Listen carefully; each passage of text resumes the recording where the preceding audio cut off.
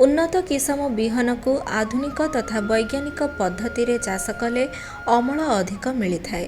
पियाज चाष पाई मध्य समान कथा प्रजुज्य।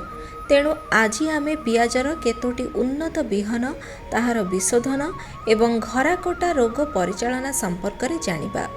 ओडिशार जलवायु अनुसार शीत दिन में भल अमल हेउथुबा पियाजर केतोटी किसम हेला Agrifound light red, Agrifound dark red, Bhimashakti, Bhima super इत्यादि। एक एकर पियाज चाष पाई 4 किलोग्राम बिहन आवश्यक होता है।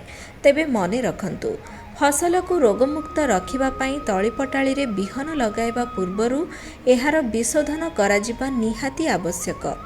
1 किलोग्राम बिहन विशोधन पाई सेथिरे 2 ग्राम कार्बेंडाजिम फिंपीनाशक किंबा 3 ग्राम कार्बोक्सिन और थीराम मिलित फिंपीनाशक को भल भावे गोलांतु। बजार रे कार्बेंडाजिम फिंपीनाशक बाभिस्टिन बा धनुस्टिन नाम रे एवं कार्बोक्सिन और थीराम मिलित फिंपीनाशक भिडावाक्स पावर बा वैक्सीनेटर पावर नाम रे मिलुछि। तली घरारे घराकटा रोग नहेबा पाई प्रति लिटर पानी रे 2 ग्राम कार्बेंडाजिम औषध जहाँकि बजार रे बाभिस्टिन बा धनुस्टिन नाम रे मिलुछि ताहाकु मिसाई प्रति 15 दिन अंतर रे तली घरारे सिंचन करंतु।